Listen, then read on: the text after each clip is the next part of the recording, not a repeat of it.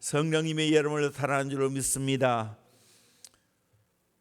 오늘 주일 여러분 어떻습니까? 어떻습니까? 그렇게 될 줄로 믿습니다. 반드시 같이 모여 예배할 날이 오게 될 줄로 믿습니다. 사명을 붙잡은 행복한 제자의 삶이라는 제목으로 함께 은혜 받기를 원합니다. 갈릴리 바다에서 새로운 사건이 전개되고 있습니다.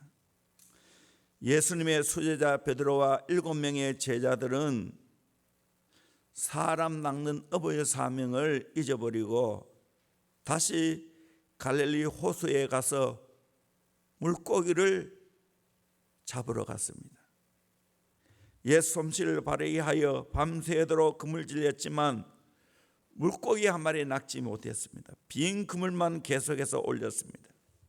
그때 예수님이 찾아오셔서 얘들아 너희에게 고기가 있느냐? 없습니다. 그때 그물을 배 오른편에 던지라. 순종했더니 물고기를 단번에 얼마나 많이 잡았는지 큰 물고기 153마리를 잡았습니다. 그 고기를 물에 끌고 왔을 때 예수님이 숯불에다가 생선을 구워 놓으시고 떡도 준비해 놓았습니다.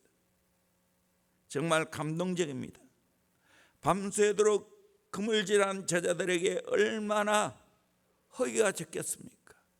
그걸 아시는 우리 주님은 생선도 구워 놓으시고 떡도 예배해 놓았습니다.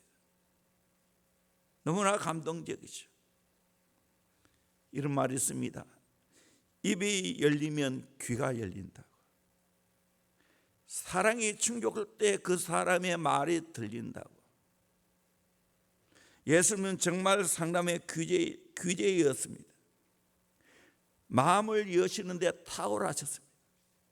저반을 먹고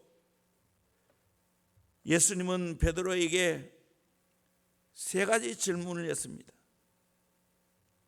내가 나를 사랑하느냐? 내가 나를 사랑하느냐? 그러면서 귀한 사명을 맡겨주셨습니다. 그게 뭡니까? 내 어린 양을 먹이라. 내 양을 치라. 내 양을 먹이라. 그렇게 말했습니다. 하나는 어린 양이고 하나는 내 양이죠. 하나는 먹이고 하나는 치는 것이죠. 어린 양은 사랑으로 안아주고 먹여줘야 됩니다. 큰 양은 먹이고 쳐야 합니다. 치라는 이 말은 보호하고 찾고 고쳐주고 다스리라는 말입니다. 전체적으로 말하면 이 양을 먹이고 치는 사명을 감당하라는 겁니다. 어린 양이든 큰 양이든 이 양을 먹이는 이 귀한 사명이 너희들이 해야 할 일이다.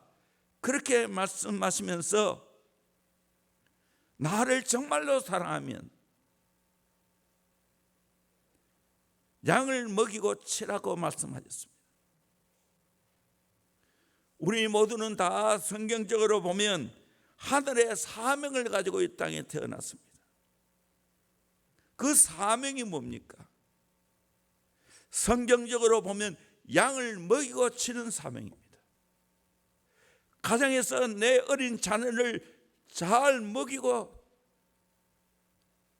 쳐야 합니다.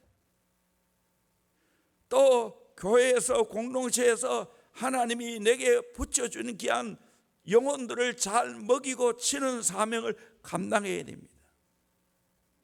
이 사명을 제대로 깨달을 수 있기를 주의 이름으로 축원합니다. 그러면 행복한 제자의 삶을 살기 위해 어떻게 해야 되는가?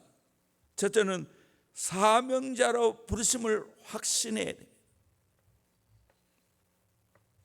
사랑의 주님은 결코 사명자를 그냥 내버려 두지 않습니다. 인생을 살아가면서 실패하고 좌절하지만 그에게 찾아오시어 사명에 대한 확신을 주시고 사명을 감당케 하십니다.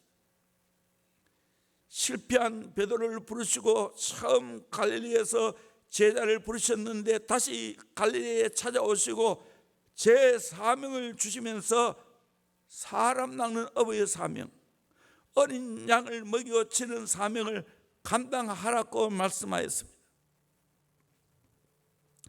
분당 우리 교회 이찬수 목사님이 부산 호산나 교회에서 초청을 받아 말씀을 전하면서 이런 간증을 하는 것을 들어본 적이 있습니다. 아버지가 목사님이신데 40일 금식하시다가 돌아가셨습니다. 이것이 어린 나이에 많은 상처가 되었습니다. 책임지도 못할 자녀는 낳아놓고 무책임하게 돌아가셨다고 판단했습니다. 미국에 가서 죽으라고 고생을 했습니다. 7년 동안 살아가면서 미국에서 생활에 적응을 제대로 못합니다. 영어 잘 안 됩니다. 몸도 약합니다. 한국에 돌아와서 사랑의 교회에 부격자로 심의했을 때, 자기가 책을 냈을 때 출판사에서 자기를 띄우기를 청소년에 대한 비전과 꿈을 안고 미국에서 한국에 돌아왔다고 선전을 했습니다. 그는 거짓말을 하는 거예요. 자기는 미국 생활에 적응이 제대로 안 되어서 한국에 나왔다는 겁니다. 그런데 하나님은 실패한 자기를 귀하게 보시고 이 땅에서 사명자의 삶을 살게 하셨다고 했습니다. 제가 설교를 준비하면서 오래전에 사놓은 책 이름이 자꾸만 떠올랐습니다. 그 책이 뭐냐면 박노해, 본명은 박기평입니다. 새벽에 길어 올린 한 생각, 사람만이 희망이다. 사람만이 희망이다. 그래서 제가 책꽂이에 책을 뒤졌습니다. 그래서 제가 책을 대충 다 읽어봤습니다. 사람만이 희망이라는 이 시가 있는데, 사람만이 희망이다. 희망찬 사람은 그 자신이 희망이다. 길 찾은 사람은 그 자신이 샛길이다. 참 좋은 사람은 그 자신이 이미 좋은 세상이다. 사람 속에 들어있다. 사람에서 시작된다. 다시 사람만이 희망이다 라는 시를 썼습니다. 이분이 감치를 피해 사용한 이름이 박노해입니다. 박해받는 노동자의 해방이라는 뜻을 갖고 있습니다. 이때부터 그는 얼굴 없는 시인으로 알려졌습니다. 이분이 1957년생입니다. 저보다 한 살이 많죠. 1989년 분단 이후 공산주의를 처음 공개적으로 천명한 남한 사회주의 노동자 연맹, 줄여서 산호맹이라고 하죠, 결성을 했습니다. 7년여의 수배생활 끝에 1991년 체포되어서 참혹한 고문을 당하고 사형언도 받고 다시 무기징역에 처해졌습니다. 7년 만에 석방이 되었습니다. 이분이 쓴 책 중에 새벽의 노동이라는 책이, 그 시가 대표적인데 이 책이 100만 부가 팔렸다고 합니다. 이분은 가난한 사람을 위해 살겠다는 일념으로 세계 분전 지역으로 다닙니다. 낡은 만년필 하나, 낡은 카메라 한 대 들고 국제 분적이 일어나는 곳에 찾아가서 그들과 함께 울어주고 그들의 모든 명장면을 사진으로 찍어서 전시회를 합니다. 그는 지구마을 평화운동가로 불리워집니다. 레바논, 팔레스타인, 바그다드, 아프가니스탄 등을 다녔습니다. 레바논에 있는 헤즈볼라 그 단체의 지도자를 만납니다. 거기에서 그들의 정직성과 자기 희생을 선전하더라고요. 저는 도무지 이해할 수 없는 것이었습니다. 이 헤즈볼라는 시아파 이슬람 무장단체입니다. 가장 과격한 단체죠. 그런데 그들에게 인간적으로 다가갈 때 그들의 친구가 되었다는 이야기를 한우들 제가 영상으로 보았어요. 지금은 나눔 문화 이사장입니다. 세계 곳곳에 자급 자립하는 삶의 공동체인 나눔 농부 마을을 세워가면서 새로운 사상과 혁명의 길을 걷고 있습니다. 그의 사상의 핵심이 뭐냐? 우정, 좋은 법들, 사람답게 살자. 참 얼마나 멋있습니까? 그 형이 박교 신부입니다. 이분은 캐톨릭 가정이에요. 형도 이런 민주화 역할을 한 사람이죠.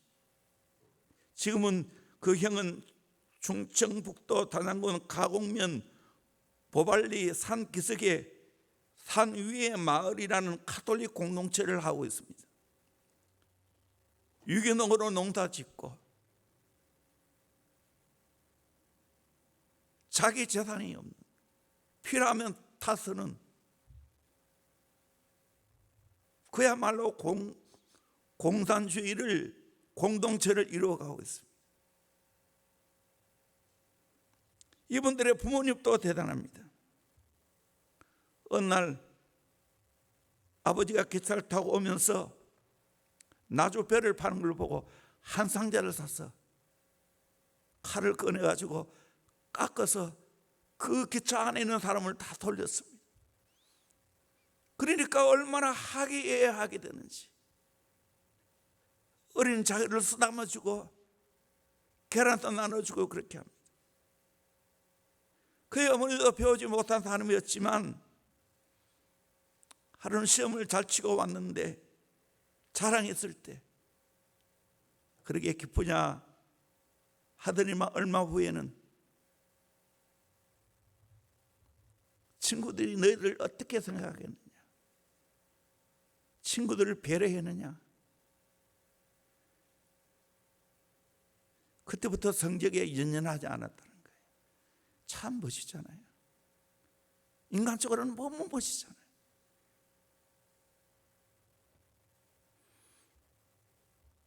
이 박노해 이분이 살아온 삶을 나누고 강의할 때 그 모였던 사람이 정말로 흠뻑 빠져서 그 강의를 듣고 있는 모습을 봤습니다. 이야, 나도 저리 봤으면 좋겠다.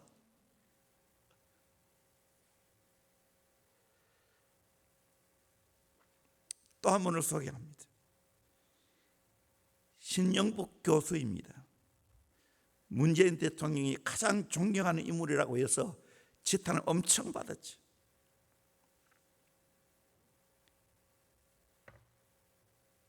이분이 서울대 상가대학 졸업하고 1968년 통일혁명당으로 구속 20년 만에 가석방을 했습니다.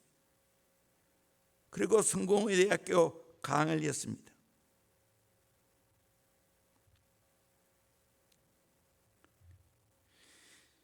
이분이 사상적으로는 상당히 문제가 많습니다.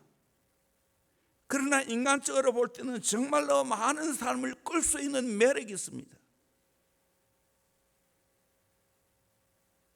문재인 대통령이 존경한다는 말이 인간적으로 굉장히 와닿는 이야기예요. 공산주의만 빼고.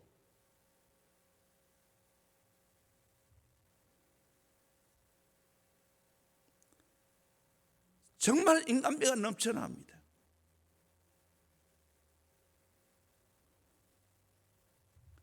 그분이 주장한 사상이 있어요.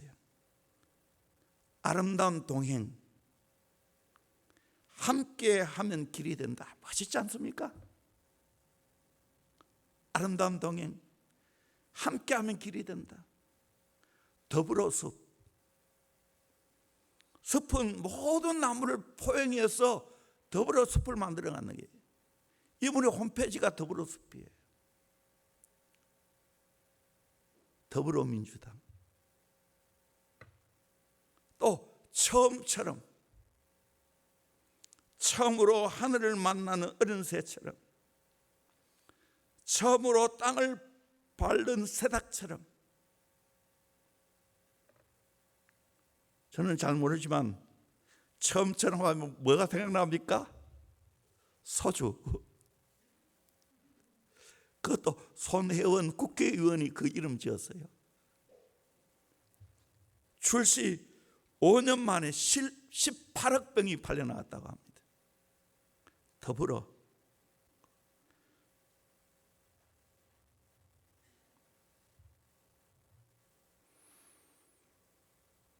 이 두 사람은 인간적으로 볼 때는 정말로 대단한 사람입니다.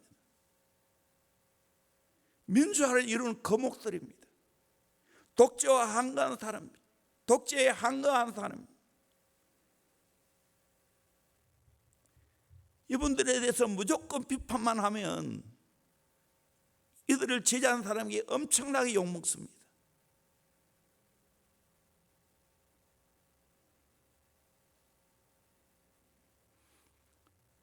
저는 생각을 해봤어요. 이들의 삶의 발자취를 바라보면서 정말 이들은 성경이 말하는 예수님이 있을까?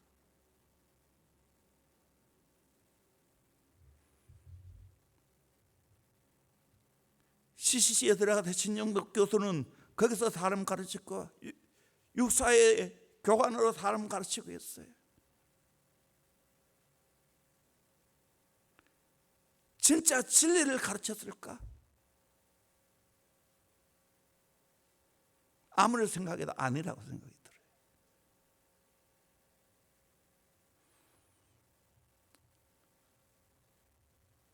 저 벽에 올 때 인간적으로 보면 저는 정말 이들보다 내세울 것이 아무것도 없습니다. 이들처럼 독재에 한가하지도 않았고 감옥에 간 적도 없습니다. 이분들처럼 유명한 사람들과 어깨를 나누고 친구 삼는 것도 없습니다.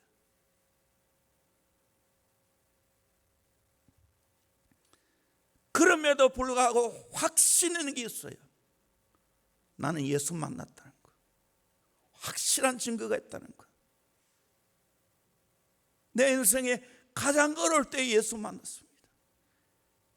목회하면서 내 인생에 가장 어려울 때 사람 키우는 예수 제자를 만들어야 된다는 확신을 주었습니다. 오늘까지 35년 달려왔습니다. 결코 후회하지 않습니다.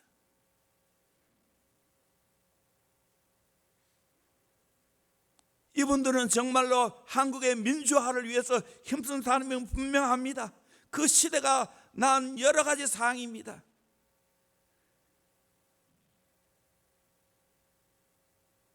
그러나 진짜 이분들은 예수 만났을까?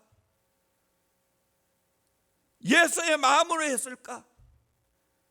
가난한 농민들 위해서, 가난한 노동자를 위해서, 약한 자를 위해서 함께 울어주는 그런 귀한 거 정말 많은데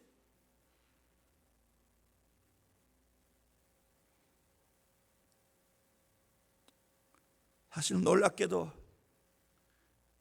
그때 그 사람들이 키운 제자들이 지금 한국을 잡고 있습니다. 지금 우리가 어떻게 해야 됩니까? 진짜 예수의 제자를 키워야 됩니다. 진리로 무장한 예수의 제자를 키워야 됩니다. 예수의 사랑을 경험한 예수의 제자를 키워야 됩니다. 비슷한 거 말라고요. 진짜 예수의 제자, 진짜 진리로 사람을 살리는 예수의 제자, 이 세상을 변화시키는 예수의 제자, 하나님 나라로 인도할 수 있는 예수의 제자, 그거 키워야 되는 거예요. 그 사명 감당해야 되는 거예요. 이것이 우리 민족을 살릴 길입니다. 우리는 성경만 알면 안 됩니다. 세계 역사를 알아야 됩니다. 한국 역사를 알아야 됩니다. 동시에 세계 교회 역사를 알아야 됩니다. 한국의 교회 역사도 알아야 됩니다. 어떻게 흘러왔는가? 어떻게 앞으로 대처해 갈 것인가? 심각하게 생각해야 돼요. 그 해답이 뭔가? 오늘 우리 주님이 우리에게 말씀해 주고 있어요. 그 사명이 뭐겠어요? 양을 먹이고 치는 사명 감당해야 됩니다. 어떻게 해야 할 것인가? 사명을 확실하게 받아야 됩니다. 두 번째로 주님의 사랑을 경험해야 됩니다. 우리 읽었지만 다시 15절 말씀 읽겠습니다. 시작. 그들이 조밥 먹은 후에 예수께서 시몬 베드로에게 이르시되 요한의 아들 시몬아 내가 이 사람들보다 나를 더 사랑하느냐 하시니 이르되 주님 그러하나이다. 내가 주를 사랑하는 줄 주님께서 아시나이다. 아멘. 차가운 밤에 예수님이 베드로에게 3번 물었습니다. 나를 더 사랑하느냐? 나를 사랑하느냐?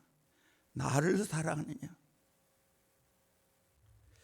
이것은 아마 차가운 밤 숯불 앞에서 3번이나 어린 계집아이 앞에서 부인하던 그 베드로에게 똑같이 숯불을 피워놓고 3번이나 내가 나를 사랑하느냐 질문하셨다는 것은 굉장한 의미가 있지 않습니까? 첫 번째 질문은 무엇입니까? 요한의 아들 시몬아 내가 이 사람보다 나를 더 사랑하느냐? 여기 왜 베드로를 부르지 않고 요한의 아들 시몬아 하고 불렀을까요? 베드로는 반석입니다. 신앙 고백 후에 칭찬하시며 상급으로 불러주신 이름이 베드로입니다. 반석. 그런데 그 반석이라 부르지 않고 베드로라 부르지 않고 시몬, 갈대라는 뜻을 갖고는 시몬이라고 불렀습니다. 과거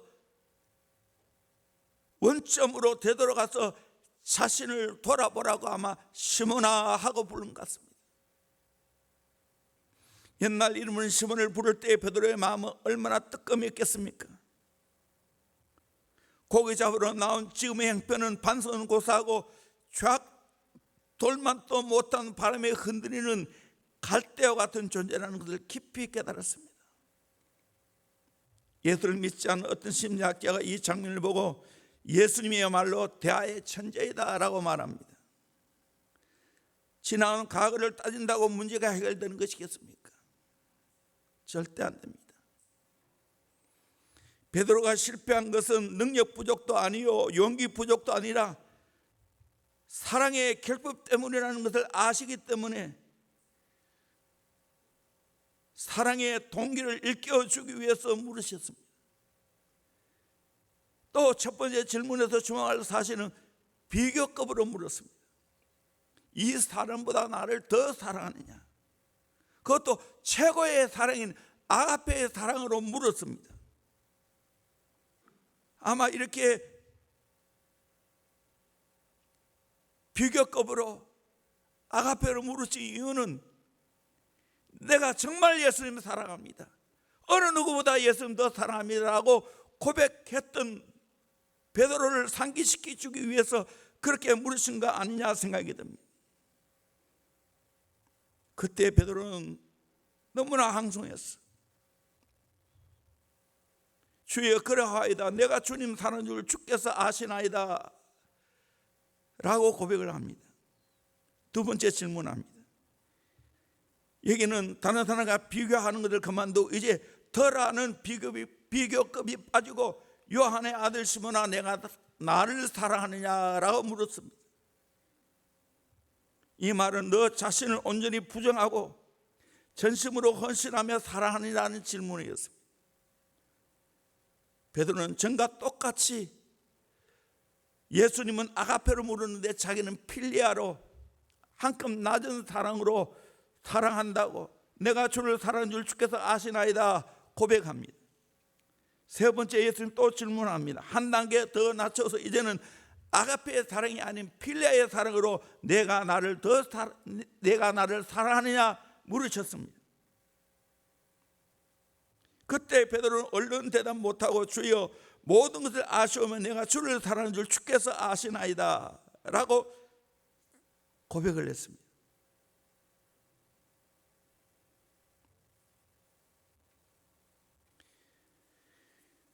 주님은 오늘 또 우리에게 물으십니다. 정말로 너가 나를 사랑하느냐? 아무개야, 명철아, 내가 이 사람보다 나를 더 사랑하느냐? 명철아, 내가 내 자신보다 나를 더 사랑하느냐? 그러면 더 낫죠. 필리아 사랑으로도 나를 더 사랑하느냐? 어떻게 고백해야 됩니까? 주님 사랑합니다. 하나님이 내게 맡겨주신 사명은 예수님 사랑하지 않고는 지켜낼 수가 없습니다. 감당할 수도 없습니다. 주님은 1:1로 절대적인 사랑을 우리에게 요구하십니다. 딴 사람 다 빼고 너 진짜 나를 사랑하느냐?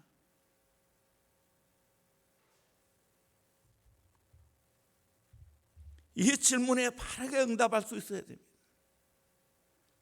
이 확실한 주님과의 주님과 관계에 대한 이 사랑을 확답받아야 됩니다. 주님과 나만의 1:1의 그 사랑을 고백할 수 있어야 됩니다. 아파트에 아주 금실이 좋은 부부가 살고 있었습니다. 남편은 시인인데 어찌나 아내를 끔찍이 사랑하는지 밖에 나가는 것을 싫어하고 바깥에 나가도 하루에 몇 번씩 전화로 아내의 음성을 들어야 했습니다. 그래서 그는 아내에게 이런 시를 썼습니다. 오 나의 태양, 나의 생명, 그대는 나의 기쁨. 오늘 또 그대 생각 속에 고달픈 하루가 덧없이 가네. 박노여도 보니까 그 대충 내가 시를 봤는데 예수 사랑은 별로 고백이 없어요. 대신에 그 감옥이라도 아내의 사랑이 있었으면 좋겠다, 자식의 사랑이 있었으면 좋겠다 하는 고백을 봤어요.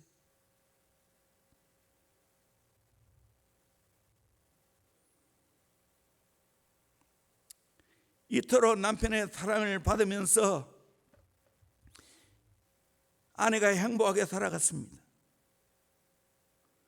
그런데 어느 날 그 아내가 친구 따라 교회 가게 되었습니다. 그곳에서 예수님을 만났습니다. 이제는 예수 없이 살 수가 없습니다. 예수 이름만 불러도 눈물이 납니다. 일찍이 경험해 보지 못하는 감격과 사랑이 솟구쳐 올랐습니다. 예수님과 깊은 사랑에 빠졌습니다. 그래서 어느 날 남편은 조용히 목사님을 초청해서 하소연을 합니다. 예수가 나의 사랑하는 아내의 사랑을 빼앗아가니 견딜 수 없다고. 이 이야기를 듣던 목사님은 그러시다면 선생님 또 교회에 나와보세요. 그러면 아내가 만난 예수님 만날 수 있을 겁니다. 결국 아내의 사랑을 찾으려고 교회에 난 그도 주님과 깊은 사랑에 이끌려 감격 속에 주님을 만나고 이런 시를 썼습니다. 오 나의 주님, 나의 영원한 태양, 나의 생명, 나의 전부이신 이미시여, 나는 당신 없이는 살 수 없기에 마음의 눈물마다 당신을 향해 흐르고 가슴의 불길마다 당신을 향해 타고 당신은 나의 행복, 나의 전부입니다. 우리 주님은 1대1로 나의 이름을 부르면서 정말 내가 나를 사랑하느냐 물으십니다. 이 사랑의 물음 앞에 정직하게 주님, 내가 주님 사랑합니다 고백할 수 있기를 주의 이름으로 축원합니다. 이번에도 성교 순례가서 이 갈릴리 호수에서 가장 많은 은혜를 받았다고 고백을 들어왔어요.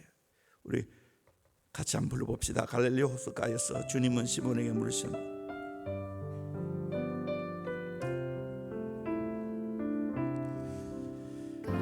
갈릴리 호수가에서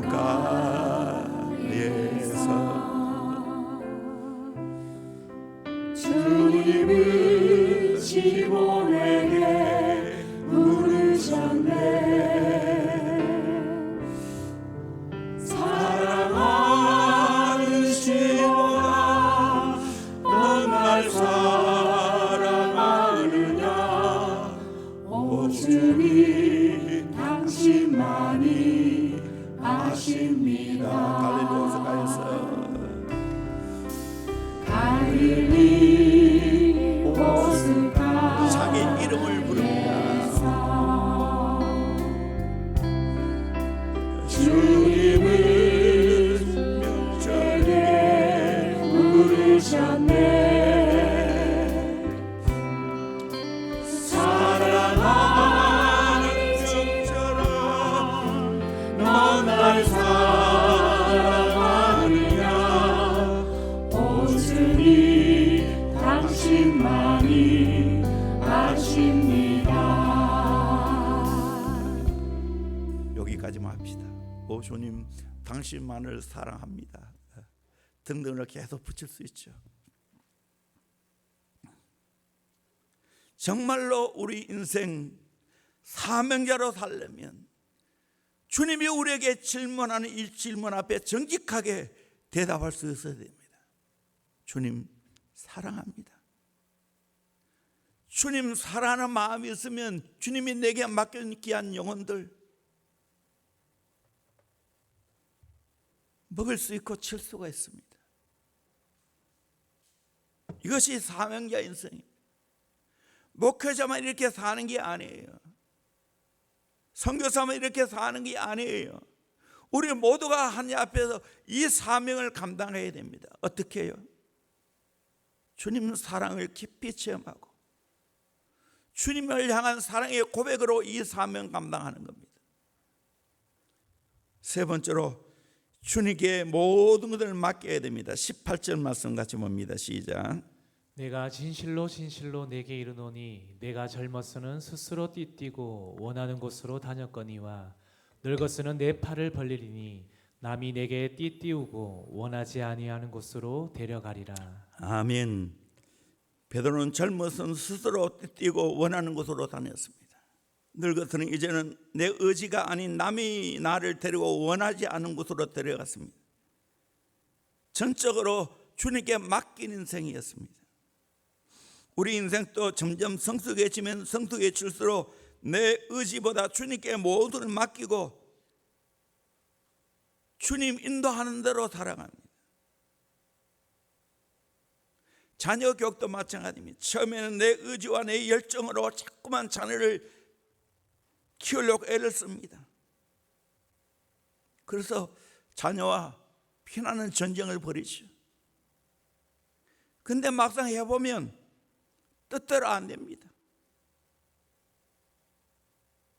내가 강한 의지를 보여도 내 자녀가 그걸 못 따라줍니다. 때로는 머리가 못 따라주고 때로는 의지가 못 따라주고 그때 깨닫습니다. 내가 내 자녀지만 내 자녀가 아니구나. 주님이 내게 맡겨준 자녀이구나. 그러면서 이제 주님 뜻대로 이 자녀를 키워주세요. 주님이 이 자녀를 잘 키워주세요. 마치 아브라함이 모레아 산에서 하나님께 그 자녀를 드린 것처럼 드리는 겁니다. 저도 내 기억으로는 진지하게 2번 아들에게 허락도 안 받고 드렸어요. 하나님, 내가 어떻게 해도 좋으니 주님 드립니다. 마음대로 하십시오.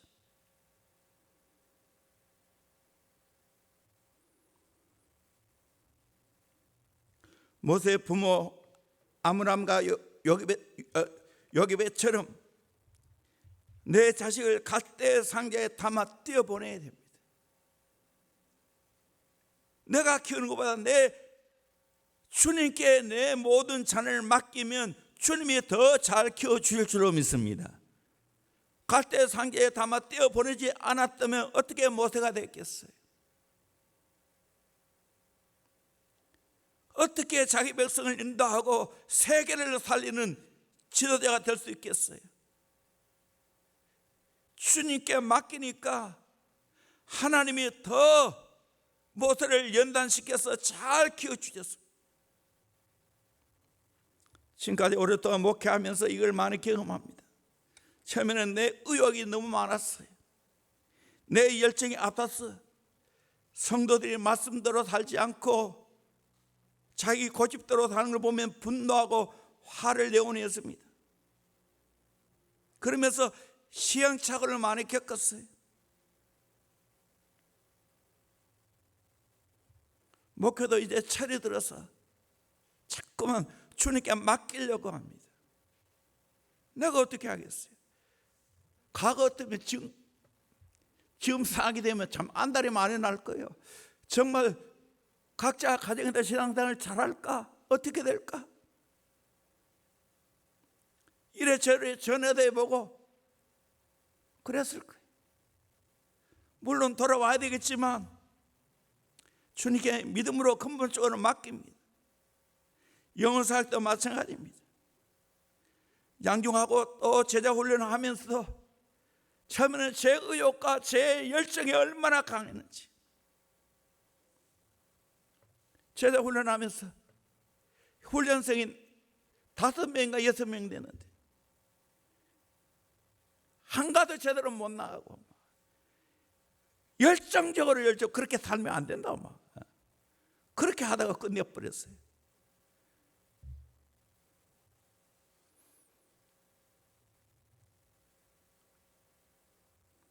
물론 그 자체가 나쁘지 않지만 이제는 주님께 맡깁니다. 내가 최선을 다할 뿐이고 주님이 한 영혼 한 영혼 잘 키워주실 줄로 믿습니다 하고 맡깁니다. 교회도 그렇습니다. 이제 우리 교회가 꽤 많이 부흥되어졌고 해야 할 일도 얼마나 많습니까? 지경이 또 얼마나 넓혀졌습니까? 하나하나 지경이 넓혀질 때마다 고민하고 판단하고 정말 철회해야 할 일이 얼마나 많은지 모릅니다.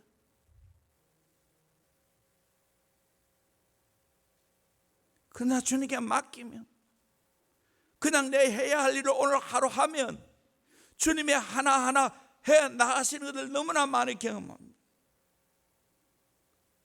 모든 관계도 마찬가지입니다. 인간적으로 너무 지나치게 애를 쓰고 안달나고 그렇게 관계를 찾고 힘쓰다 보면 오히려 덧납니다. 오히려 관계가 더 깨어집니다.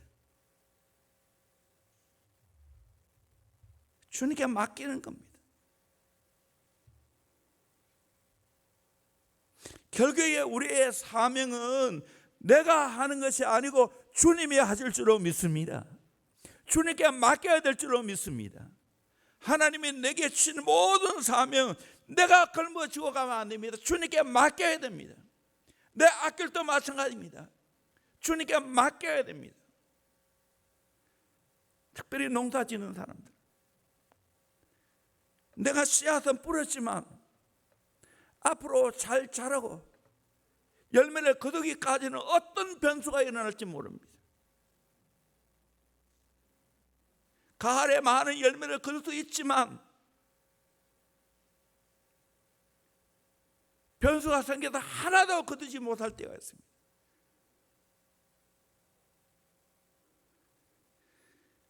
그러기에 하나님께 모든 것을 다 맡겨야 됩니다.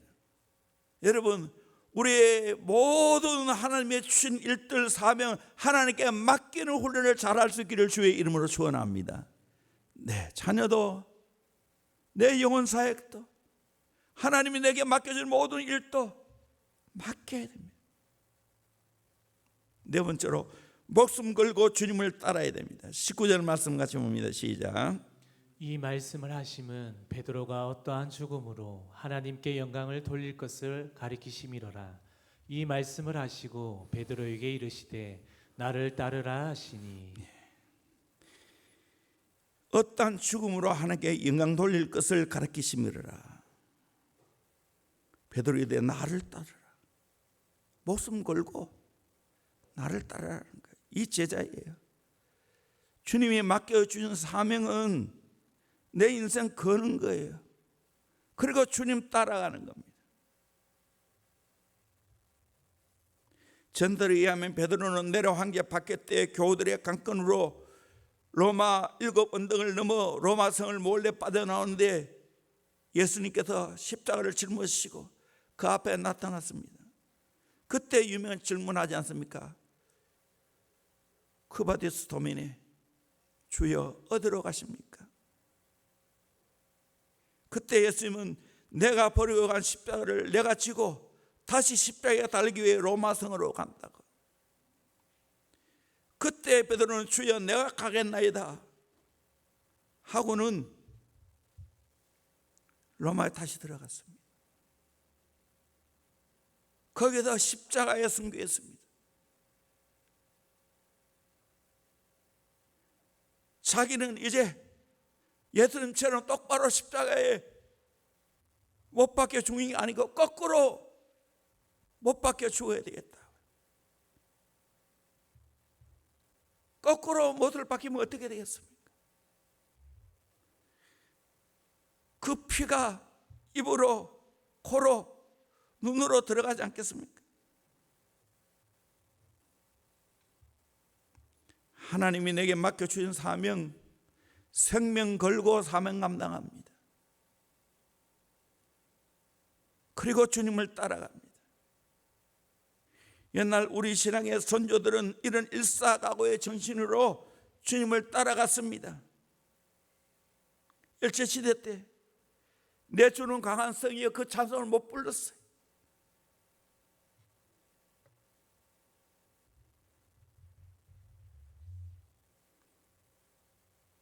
신사참배를 거부하고 공성여배를 거부하고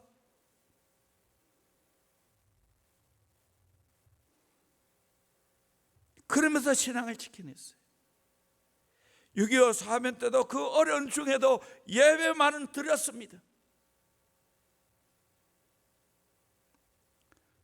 어느 목사님은 이 남한으로 내려올 수 있지만 북한에 있는 그 양떼들을 버려두고 내려올 수 없다고 그렇게 교회를 지키고 양떼를 지키다가 순교한 목회자도 많이 있었습니다.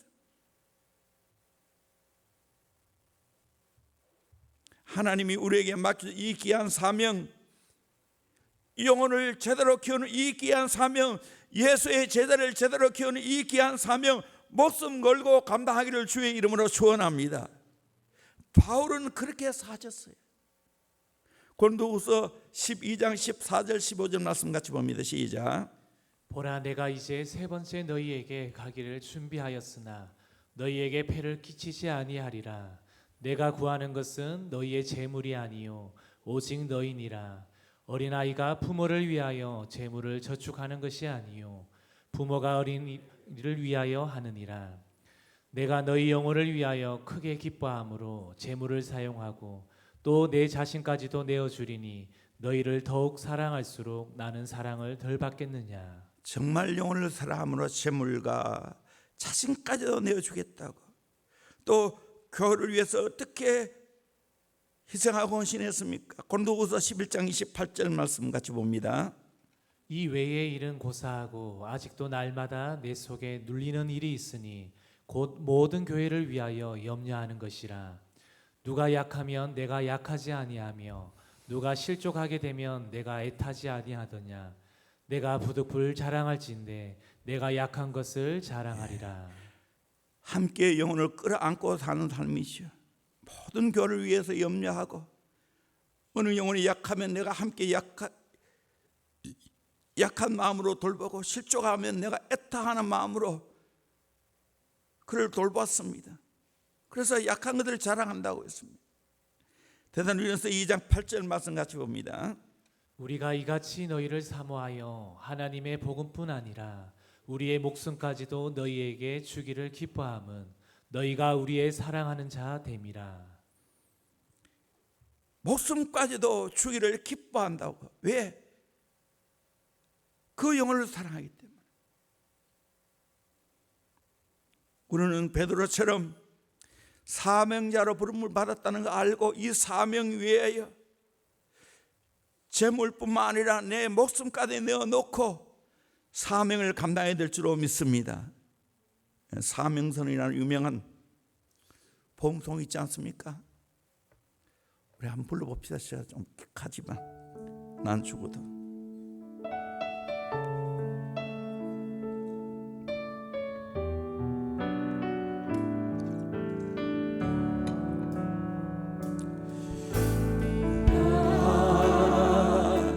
죽어도 내가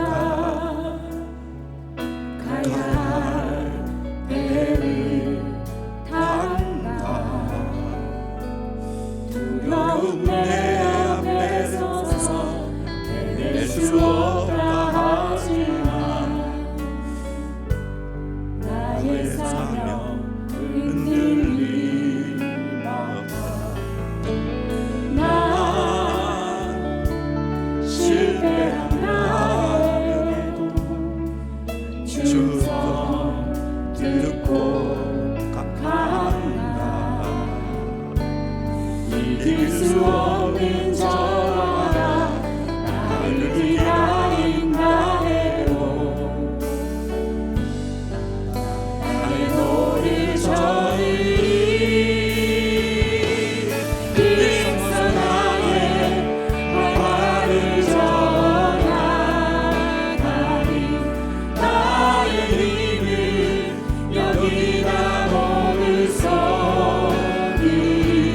비록 지쳐 돌아갈 수 없다 해도 결코 나는 이 노를 놓지 않으리.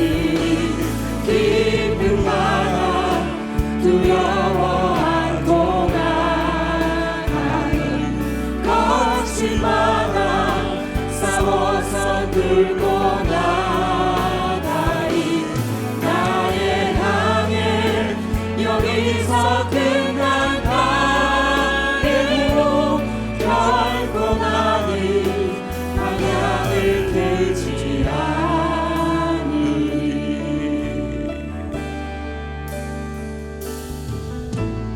난 죽어도 내가 가야 할 배를 탄다. 두려움 내 앞에 서서 해낼 수 없다 하지만 나의 사명 흔들림 없다. 난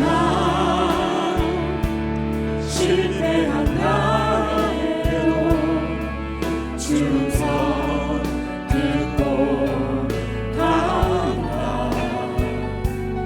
이길 수 없는 저 바다 나를 기다린다 해도 나의 노를 저리 힘써 나의 바다를 전하리.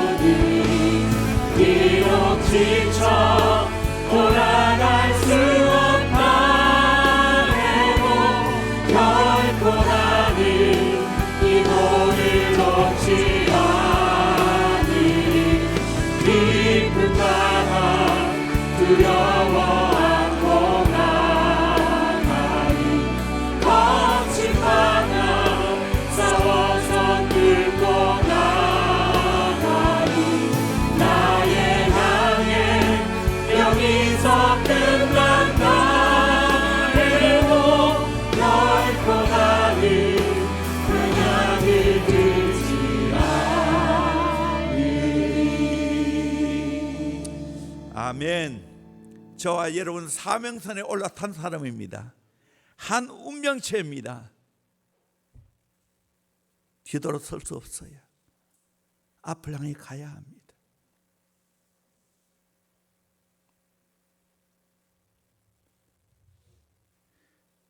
저는 20살에 대형교회를 만나고 28에 제자 비전에 대한 확신을 가지고 사람을 키웠어요.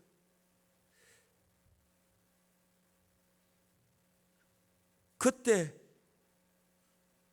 많은 사람들이 정말 이 대한민국의 자유를 위해서, 민주화를 위해서 부르짖고 열심히 데모했어요. 또 한쪽에서 사람을 많이 키웠어요. 민중신학이니 해방신학이니 여성신학이니 다 지금 계속 거기 올라오고 있잖아요.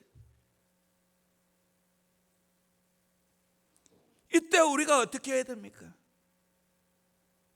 시대적인 사명을 띠고 깨어 있으면서 진짜 예수의 제자를 키워내야 될 줄로 믿습니다. 이 사명선에 같이 올라탄 사람이에요. 함께 이 사명을 감당해야 됩니다. 세계 선교의 사명을 감당해야 됩니다.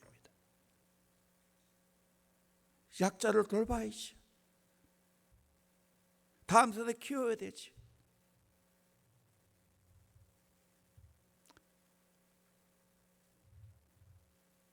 박노해 그 형님 신부도 대안학교를 하는 건 캐톨릭은 2개밖에 없는데 전부 기독교에서 다 하고 있다고 그렇게 이야기하더라.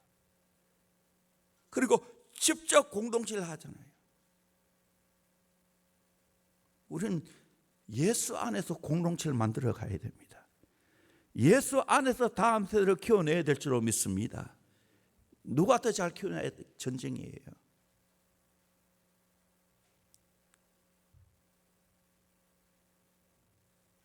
진리의 전쟁이에요. 우리는 예수의 제자를 키워놓으면 될 줄로 믿습니다. 그러면 하나님이 이 민족을 책임져 줄 줄로 믿습니다. 이 역사적인 사명이에요, 여러분. 우리 교회 사명이에요. 목숨 여기에 걸어야 되는 거예요.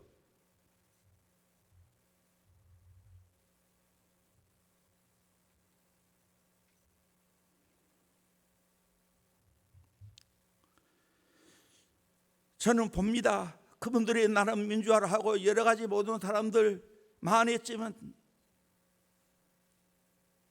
강철, 김영한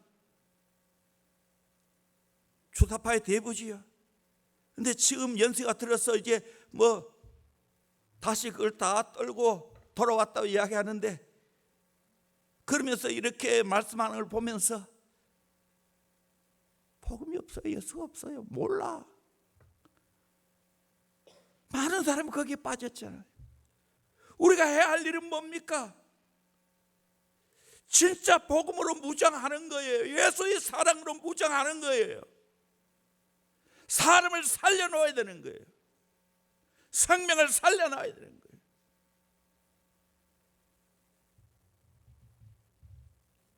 민족 복음화, 세계 복음화를 이루어야 되는 거예요.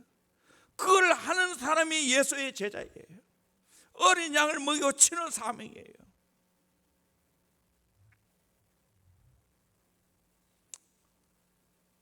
우리 모두 사명선에 같이 올라탔습니다.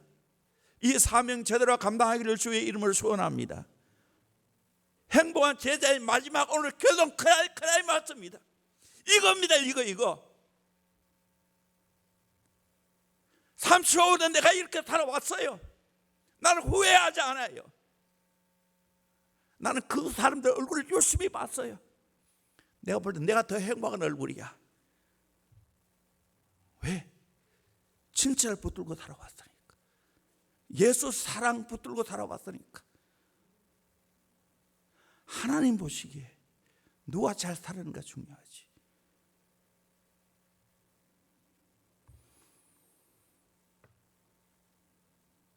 다섯 번째로, 다른 사람을 상관하지 않고 사명 감당해야 됩니다. 우리 2절부터 2, 3절까지 말씀을 쭉 같이 보도록 합니다. 시작.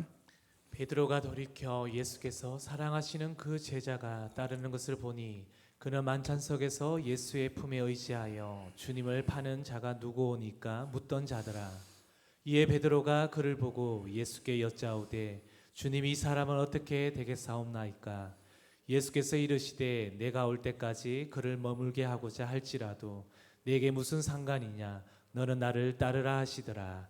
이 말씀이 형제들에게 나아가서 그 제자는 죽지 아니하겠다 하였으나 예수의 말씀은 그가 죽지 않겠다 하신 것이 아니라 내가 올 때까지 그를 머물게 하고자 할지라도 내게 무슨 상관이냐 하신 것이로라. 이 말은 다른 사람 신경 쓰지 말고 너는 너 갈 길을 가라는 거예요. 하나님 내게 맡겨준 게 사명이 무엇인지 알고 그 사명 감당해야 한다는 거예요. 각자 일이 다 달라요.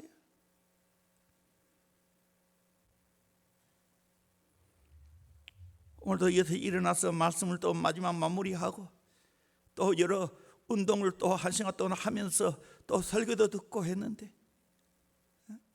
사랑교회 오정님부터 지난주 설교를 들으면서 오늘 이 시대에 엘리야 같은 사람도 있어야 되고 오바댜 같은 사람도 있어야 된다고, 엘리야 같이 정을 위해 싸우는 사람도 있어야 되고 오바댜 같이 조용히 사람 키우고 돌보는 그런 사람도 필요하다고.